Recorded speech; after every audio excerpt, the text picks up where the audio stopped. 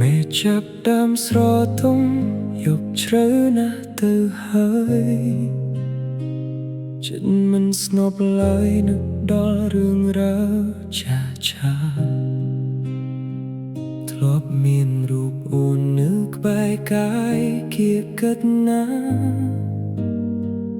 តែពេលនេះផ្លាស់បន្សល់ត្រឹមភាពឯកា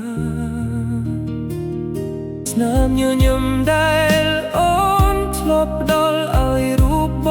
ងពេលនេះរលត់សូន្យបាត់ពីកាយនេត្រាអូនមានអ្នកថ្មីដើរចេញមិនស្ដាយសង្សារទុកឲ្យរូបណាយូរមកក្ដីឈឺចាប់អ្នកឯង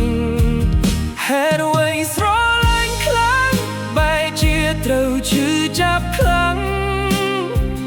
បេះដូងបងខ្ទេចខ្ទាំព្រោះតែវាថាស្រឡាញ់មើលអូនได้ចេញ